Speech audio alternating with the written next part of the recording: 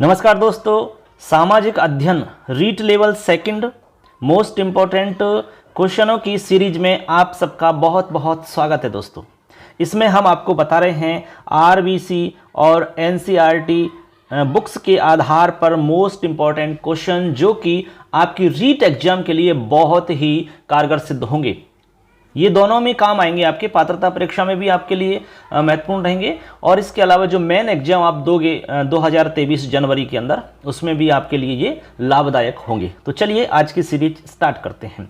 आप हमारे चैनल को जरूर सब्सक्राइब कर लेना और बेल आइकन को प्रेस कर देना, क्योंकि इस पर हम आपको पूरा कोर्स लेकर आ रहे हैं। आपको बहुत उपयोगी यहाँ पर सामग्री मिलने वाली है दोस्तों। तो चलिए आज का ये सेशन स्टार्ट करते हैं। देखिए दोस्तों, आज का हमारा क्वेश्चन स्टार्ट हो रहा है 221 से। देखिए यहां से स्टार्ट होगा, चलते हैं। हमारा क्वेश्चन है आज का पहला, इग्लू किसे कहते हैं। सारे क्वेश्चन मोस्ट इंपोर्टेंट मिलेंगे आपको, किसी भी लाइन में आपको मतलब सामान्य कोई ऐसा कोई सिंपल सवाल नहीं मिलेगा, क्योंकि इसमें हमने खुद ने तैयार किए हैं नोट्स। जिस तरह हमने तैयारी की थी उस समय हमने जो नोट्स बनाए थे उसी के आधार पर हमने ये क्वेश्चन सीरीज स्टार्ट करी है और उसी में से ये सेलेक्टेड किए गए हैं सारे कुछ। चलिए, इग्लू किसे कहते हैं हमारा क्वेश्चन है। आंसर देखिए दोस्तों, एस्किमो जनजाति के बर्फ के बने हुए जो घर होते हैं उनको इग्लू कहते हैं। क्या कहते हैं? इग्लू। प्रश्न आ सकता है कि इग्लू का संबंध है या इग्लू किसे कहा जाता है, इग्लू क्या है। तो उत्तर देना होगा एस्किमो जनजाति के बर्फ के बने हुए घर, उनको कहते हैं इग्लू। ठीक, आगे चलिए। अगला सवाल है, मिश्रित कृषि क्या होती है। मिश्रित कृषि क्या होती है। उत्तर है, कृषि के साथ साथ जब पशुपालन किया जाता है तो उसे हम मिश्रित कृषि कहते हैं दोस्तों। सिंपल है एकदम। जब मान लो कोई व्यक्ति खेतीबाड़ी के साथ साथ में पशुपालन भी कर रहा है तो समझ लेना वो मिश्रित कृषि है। ठीक, आगे चलो। अगला सवाल, कृषि क्रांतियां कौन कौन सी प्रसिद्ध हैं। यहां से प्रश्न आपका निश्चित रूप से बन सकता है, यानी कि कृषि में कौन कौन सी क्रांतियां प्रसिद्ध हैं।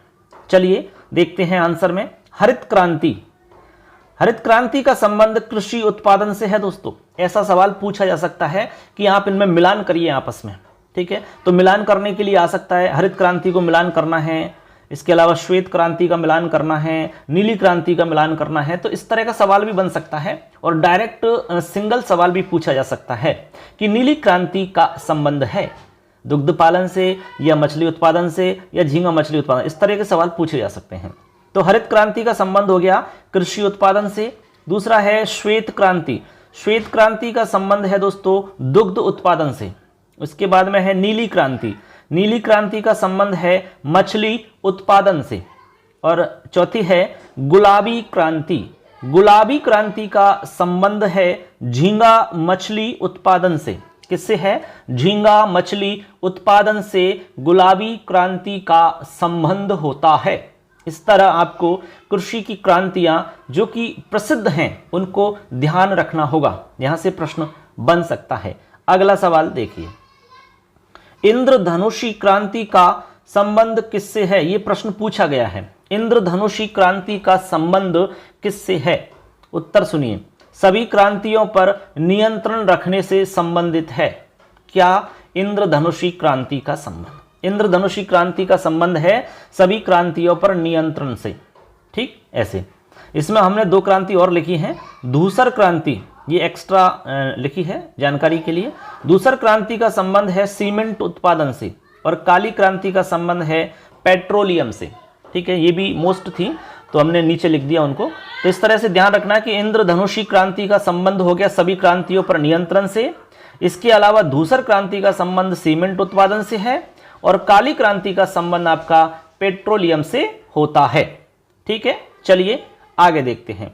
अगला सवाल है, कड़कनाथ योजना क्या है। कड़कनाथ योजना क्या है? बहुत ही अच्छा सवाल है। उत्तर सुनिए, बांसवाड़ा में देसी मुर्गी पालन को बढ़ावा देना, इससे संबंधित है कड़कनाथ योजना। किससे संबंधित हुई?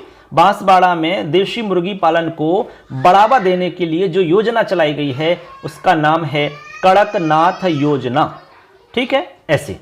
अगला सवाल देखते हैं, सूचना एवं प्रौद्योगिक क्षेत्र की प्रमुख कंपनी IBM ने हाल ही में दुनिया के सबसे तेज माइक्रो प्रोसेसर को भारत में किस नाम से पेश किया है? उत्तर है dual core power 6, dual core power 6 के नाम से उसको पेश किया है। अगला सवाल, राष्ट्रीय सूचना विज्ञान केंद्र की स्थापना कब की गई? बताइए। राष्ट्रीय सूचना विज्ञान केंद्र की स्थापना हुई है 1987 में। कब हुई है? 1987 में। अगला सवाल सुनिए, भारत की सिलिकॉन वैली कहाँ स्थित है? भारत की सिलिकॉन वैली, बहुत ही अच्छा सवाल है। भारत की सिलिकॉन वैली कहाँ स्थित है? उत्तर है बेंगलुरु में। कहां पर स्थित है? बेंगलुरु में। ऐसे याद रखना, सिलिकॉन वैली कहां पर है भारत की? बेंगलुरु में। अगला प्रश्न देखिए, बहुत ही अच्छा सवाल है। VSNL से क्या तात्पर्य है? VSNL से क्या तात्पर्य है? सुनिए, इससे तात्पर्य है आपका विदेशी संचार निगम लिमिटेड, विदेशी संचार निगम लिमिटेड। ठीक है। इसके बाद में आगे है हमारा सवाल 230 नंबर का, SMS का क्या अर्थ है? SMS तो आप जानते होंगे, मोबाइल इत्यादि जो रखते हैं सब जानते हैं SMS जो हम करते हैं। ठीक है, तो SMS का मतलब क्या है, ऐसे आपको बताना है। तो चलिए इसका हम मतलब आपको बताते हैं। तो चलिए दोस्तों, अभी हमने आपसे पूछा कि SMS का मतलब क्या है? SMS। ठीक है, तो SMS का यहाँ पर जो मतलब होगा या इसकी फुल फॉर्म हम कह सकते हैं वो है शॉर्ट मैसेजिंग सर्विस। SMS का मतलब होता है, SMS में हम शॉर्ट मैसेज ही तो करते हैं, तो शॉर्ट मैसेजिंग सर्विस इसको हम कहते हैं। अगला प्रश्न देखिए, सैटेलाइट संप्रेषण में किस प्रकार की फ्रीक्वेंसी रेंज का उपयोग किया जाता है? सैटेलाइट संप्रेषण में कौन सी फ्रीक्वेंसी रेंज का प्रयोग करते हैं? तो इसमें याद रखना है GHz, ये इसमें फ्रीक्वेंसी होती है GHz, इस तरह की फ्रीक्वेंसी इसमें काम आती है, ये आपको ध्यान रखना होगा। अगला प्रश्न सुनिए, कंप्यूटर ने मानव की बौद्धिक क्षमता को उत्प्रेरित कर ज्ञान की नई शाखा को जन्म दिया है, वह क्या है? बताइए। तो उसको कहते हैं सूचना प्रौद्योगिकी, IT क्षेत्र है। ठीक है, इंफॉर्मेशन टेक्नोलॉजी, सूचना प्रौद्योगिकी है उसका नाम। धीरे धीरे सब जगह इसका प्रवेश हो चुका है। अगला प्रश्न देखिए, किसको मल्टीमीडिया शिक्षा भी कहा जाता है? किसको मल्टीमीडिया शिक्षा भी कहा जाता है? तो उत्तर सुनिए, ICT सपोर्टेड एजुकेशन को। जो ICT सपोर्टेड एजुकेशन है, जिसमें ICT का प्रयोग हो रहा है, उसका नाम है मल्टीमीडिया शिक्षा, जिसको हम मल्टीपर्पज आदि भी कह सकते हैं, बहुउद्देशीय भी उसको हम कह सकते हैं। अगला सवाल सुनिए, ERNET का उपयोग किसके लिए किया जाता है? ERNET का उपयोग किसके लिए किया जाता है?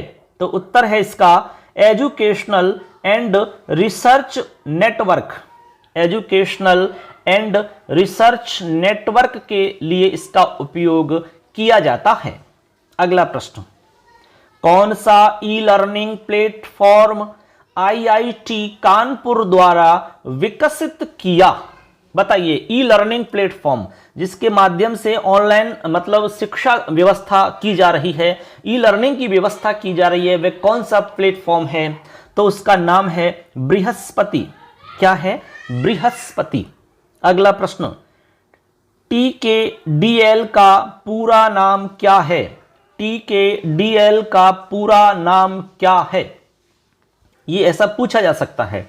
तो सुनिए, इसका पूरा नाम है traditional knowledge digital library, traditional knowledge digital library, ये इसका पूरा नाम है TKDL का। ठीक है, आगे चलिए। अगला सवाल है, FM रेडियो चैनलों का समूह जो कि मुख्य रूप से इंदिरा गांधी राष्ट्रीय मुक्त विश्वविद्यालय और आईआईटी द्वारा तैयार किए कार्यक्रमों को प्रसारित करता है? बताइए कौन है? ज्ञानवाणी। आना आपने कभी रेडियो पर देखा होगा ना कि आप सुन रहे हैं ज्ञानवाणी। ज्ञानवाणी पर आज का ये कार्यक्रम आप सबके लिए सुनाया जा रहा है। इस तरह से ज्ञानवाणी है वो। ठीक, आगे चलिए। अगला प्रश्न है, कंप्यूटर में उपयोग में आने वाली आईसी चिप्स किससे बनी होती हैं? जो आईसी चिप लगी हुई होती हैं वो किससे बनी हुई होती हैं? तो उत्तर है सिलिकॉन से।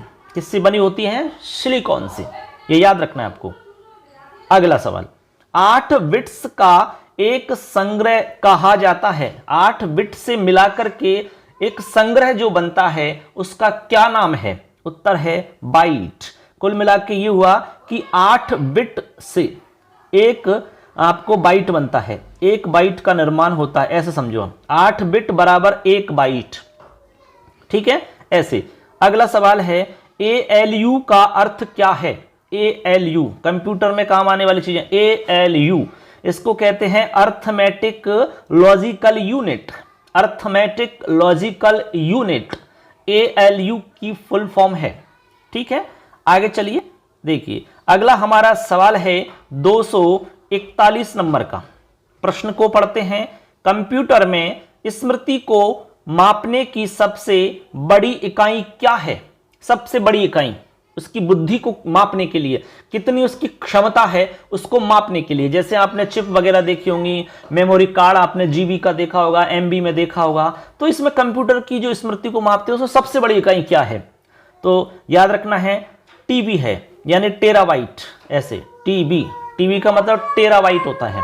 ठीक है, अगला सवाल है, व्यक्ति के पर्यावरण में वह सब कुछ सम्मिलित किया जाता है जो उसके जन्म से मृत्यु पर्यंत प्रभावित करता है। यह परिभाषा किस भूगोलवेत्ता की है? उत्तर याद रखना है बोरिंग की है। किसकी है? बोरिंग महोदय की। परिभाषा सुनने में बोरिंग लग रही होगी, तो किसकी है? बोरिंग की है। ठीक, आगे चलिए। अगला सवाल है, आए दिन प्राकृतिक आपदाएं बढ़ने का प्रमुख कारण क्या है? आए दिन आपको पता है प्राकृतिक आपदाएं होती रहती हैं, तो इसका मुख्य कारण क्या माना जा रहा है? तो उत्तर है मानव और प्रकृति के मध्य असंतुलन। मानव और प्रकृति के बीच में एक बैलेंस नहीं रहा, बैलेंस खराब हो चुका है। ठीक है, आप सब जान रहे हैं कि क्यों खराब हो चुका है। इसलिए आए दिन प्राकृतिक आपदाएं बढ़ रही हैं, चाहे वो ज्वालामुखी के रूप में, भूकंप इत्यादि के रूप में। ठीक है, किसी भी रूप में वो आपदा हो सकती है। अगला प्रश्न देखिए, धीमा जहर किस प्रदूषण को कहा जाता है? धीमा जहर, उत्तर है वायु प्रदूषण को। वायु प्रदूषण को धीमा जहर कहते हैं, क्योंकि धीरे धीरे धीरे धीरे जितनी भी गंदगी होती है, जितना भी डस्ट होता है, जो जहरीली मतलब गैस के रूप में हम उसको ले रहे हैं अंदर, वो धीरे धीरे जहर का काम कर रहा है। ठीक है, ऐसे इसको धीमा जहर कह सकते हैं, आपका स्लो पॉइजन। आगे चलिए। अगला सवाल है, किस वर्ष हरित कर लगाने की सिफारिश की गई थी? हरित कर लगाने की सिफारिश याद रखना है 24 जून 2016। कितना है? 24 जून 2016। ठीक, अगला सवाल, वर्तमान भारत में लगभग मानवों में होने वाले 2/3 रोग किस प्रदूषण के कारण हो रहे हैं? उत्तर है जल प्रदूषण के कारण। आपको पता है कि जल प्रदूषण की वजह से आपकी अधिकतर बीमारियां हो रही हैं। लोगों के जॉइंटों में प्रॉब्लम्स आ रही है। ठीक है, आपको पता है कि दांतों से संबंधित बीमारियां हो रही हैं, पेट से संबंधित बीमारियां हो रही हैं। ये सब का जो मेन कारण है वो है जल का प्रदूषित होना। जल का प्रदूषित होना, ऐसे आप समझ सकते हैं। अगला सवाल है हमारा, अम्लीय वर्षा का पीएच मान कितना होता है? पीएच मान इसका एक लेवल होता है जल का, तो वो कितना होता है अम्लीय वर्षा का? चलिए इसका आंसर देखते हैं। अब देखिए फ्रेंड्स, इसका हम आपको बताते हैं। अम्लीय जो वर्षा होती है उसका पीएच मान कितना होता है? तो याद रखना है 5 से 2.5 के बीच में होता है। इसका जो पीएच मान होगा, ठीक है, वो होता है 5 से 2.5 के बीच। ठीक है, ऐसे याद रखना है। अगला सवाल है, सर्वाधिक ग्रीन हाउस गैसों से सबसे अधिक प्रदूषण करने वाला देश कौन सा है? उत्तर है चीन, जो कि सर्वाधिक ग्रीन हाउस गैसों से सबसे अधिक प्रदूषण करने वाला देश है। ये सबसे ज्यादा प्रदूषण कर रहा है ये ग्रीन हाउस गैसों के माध्यम से। ठीक, आगे चलिए दोस्तों, एक से एक प्रश्न मिलेंगे आपको, सारे इंपॉर्टेंट क्वेश्चन है इसमें। अगला है, ओजोन परत समताप मंडल में कितने किलोमीटर की ऊंचाई पर है? यानी ओजोन परत जो है वो समताप मंडल के अंदर कितने किलोमीटर की ऊंचाई पर है? बताइए ओजोन परत। ठीक है, तो देखिए 15 से 35 किलोमीटर की ऊंचाई पर है दोस्तों। 15 से 35 किलोमीटर की ऊंचाई पर है। कहां पर है? समताप मंडल में। कौन है? ओजोन परत। ओजोन परत आप सब जानते ही हैं भाई, ओजोन परत हमारी रक्षा करती है, एक प्रकार से हमारा एक सुरक्षा कवच इसको हम कह सकते हैं ऐसे। आगे चलिए, अगला प्रश्न है, क्लोरीन का एक परमाणु ओजोन के कितने अणुओं को नष्ट करता है? क्लोरीन का एक परमाणु ओजोन के कितने अणुओं को नष्ट कर देता है? उत्तर है 10,000 अणुओं को नष्ट करने की शक्ति रखता है, नष्ट कर देता है, ऐसे समझ लीजिए। अगला प्रश्न है, विश्व जैव विविधता दिवस कब मनाया जाता है? बहुत ही अच्छा सवाल है। विश्व जैव विविधता दिवस कब मनाया जाता है? उत्तर है 22 मई को। कब मनाते हैं? 22 मई को। इसके अलावा जो इंपॉर्टेंट और भी कोई दिवस हैं वो मैंने यहां इसमें एक्स्ट्रा लिख दिए हैं, तो इनको भी याद रखना, क्योंकि यहां से प्रश्न आया हुआ है कई बार, तो इसको भी इंक्लूड कर दिया है। जैसे विश्व जनसंख्या दिवस 11 जुलाई को मनाया जाता है। ठीक है, इसके अलावा विश्व ओजोन दिवस 16 सितंबर को मनाया जाता है। इस तरह से विश्व मृदा दिवस 5 दिसंबर को मनाया जाता है, और विश्व पर्यावरण दिवस 5 जून को मनाया जाता है। 5 जून को। ठीक है, विश्व पर्यावरण दिवस 5 जून को मनाया जाता है दोस्तों।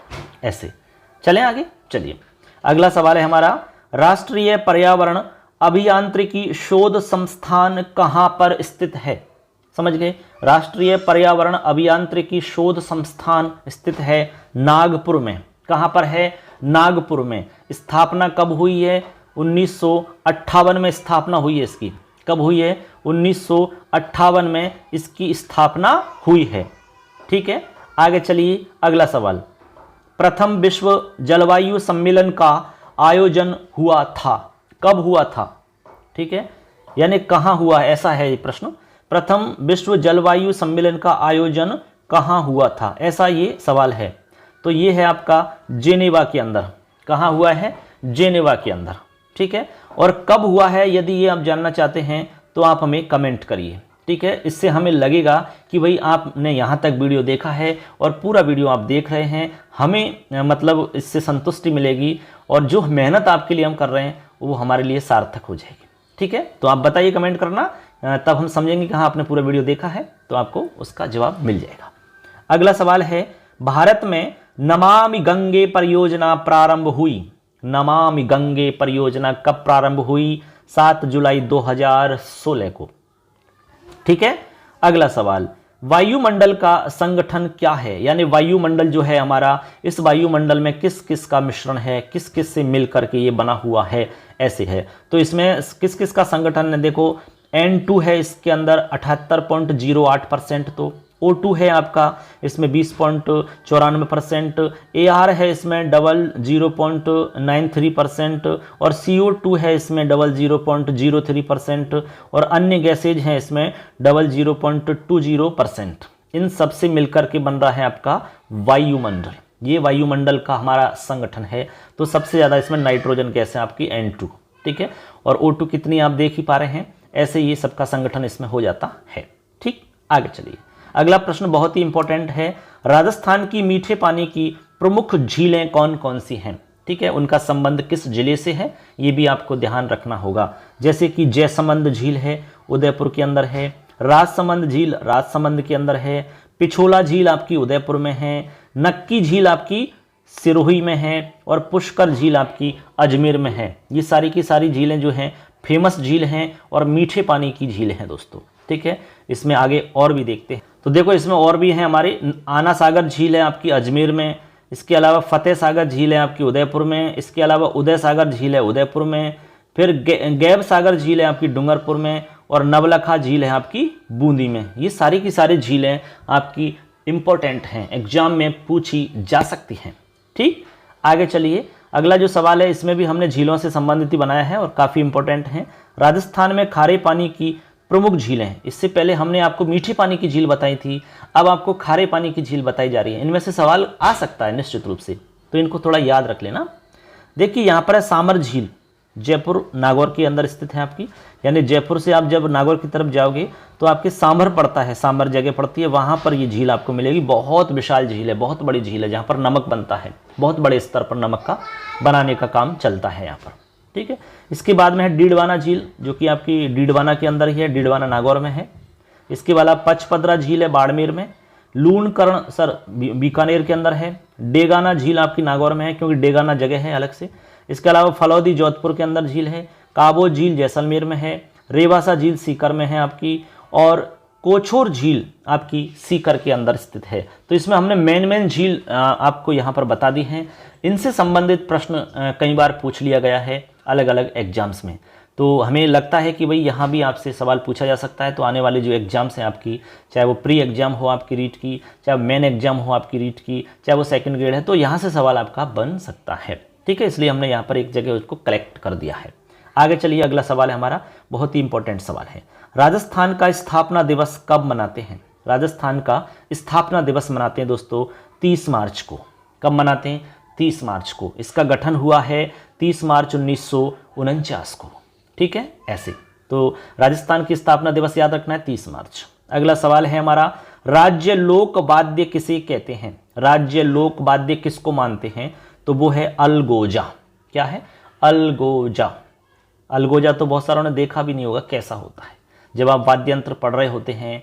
ठीक है, जब संस्कृति पढ़ोगे राजस्थान की तो वहाँ पे आपने अलगोजा पढ़ा होगा। आगे चलिए, अगला सवाल है हमारा, राजस्थान के प्रमुख बांध कौन कौन से हैं? बांध, जो प्रमुख बांध हैं जहाँ से प्रश्न बन सकता है। तो देखिए, पहला है राणा प्रताप सागर बांध, जो कि रावत भाटा में है। मेजा बांध भीलवाड़ा में है। बीसलपुर बांध आपका टोंक में है। बीसलपुर बांध कौन सा है? बीसलपुर बांध बहुत ही फेमस बांध है ये तो।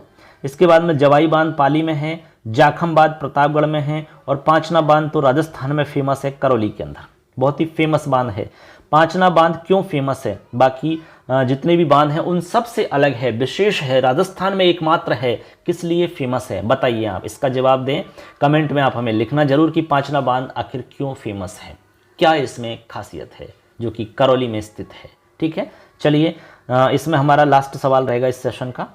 इसमें हमारे देखो, इसमें लगभग सारे क्वेश्चन हो जाएंगे। इसके बाद में जो हमारे क्वेश्चन आएंगे वो ऑब्जेक्टिव टाइप क्वेश्चन आएंगे दोस्तों, और उसमें हमारे हैं 700 क्वेश्चन। ठीक है, तो ये मानकर चलो कि आपका सारा मैटर इसमें एक साथ समराइज हो जाएगा, और आप लास्ट टाइम तक इसको पढ़ते रहना, निश्चित रूप से आपको लाभ मिलेगा। ठीक, चलिए अगला सवाल देखते हैं। आज के इस सेशन का, आज के इस वीडियो का लास्ट प्रश्न है, राजस्थान में प्रमुख पर्वत चोटियां कौन सी हैं? इसमें हमने पर्वत चोटियों को यहाँ पर संकलन किया है, जिसमें गुरु शिखर है आपकी सिरोही में, शेर है आपकी सिरोही में, दिलवाड़ा आपकी सिरोही में है। ठीक है, ऐसे। इसके बाद में है जरगा उदयपुर में है, रघुनाथगढ़ है सीकर में, और तारागढ़ है अजमेर में, और कमलनाथ है आपका उदयपुर में। तो आपको ध्यान रखनी है, स्टार्टिंग वाली जो 3 हैं ये सिरोही में हैं। तो यह है गुरु शिखर, शेर, दिलवाड़ा। जैसे कि लिखा गुरु से दिल, गुरु से दिल, ऐसे गुरु शिखर, शेर, दिलवाड़ा, गुरु से दिल सिरोही, ऐसे याद रख सकते हैं। तो ऐसे करके हमारे दोस्तों आज के सेशन में हमारे सारे क्वेश्चन हो जाते हैं, और हमें उम्मीद है कि आपको अच्छा लगा होगा, अच्छे से आपने समझा होगा इनको। निश्चित रूप से आपको इससे लाभ मिलेगा दोस्तों, ये हम उम्मीद करते हैं, और हमारा प्रयास है कि आपको एग्ज़ाम में बहुत फ़ायदा मिले इससे, और आप अच्छे नंबरों के साथ में आने वाली जो आपकी मेन एग्ज़ाम है उसमें आप सफल होवें दोस्तों। हम ईश्वर से यही कामना करते हैं, सबके लिए शुभकामनाएं देते हैं वेस्ट ऑफ विशेष एग्जाम के लिए। तो लास्ट में दोस्तों आपसे यही कहना चाहेंगे कि चैनल को सब्सक्राइब करके जाना, बेल आइकन को प्रेस कर देना, क्योंकि सारा मैटर आपको मिलने वाला है। इस पर जो भी इंपॉर्टेंट होता है वो सब कुछ हम आपको उपलब्ध करवा रहे हैं। तो मिलेंगे नेक्स्ट सेशन में, नेक्स्ट वीडियो में, नेक्स्ट आपकी इंपॉर्टेंट क्वेश्चन की सीरीज में। तब तक के लिए आप इसको देखें, अपने दोस्तों को शेयर करें। जय हिंद, वंदे मातरम, धन्यवाद।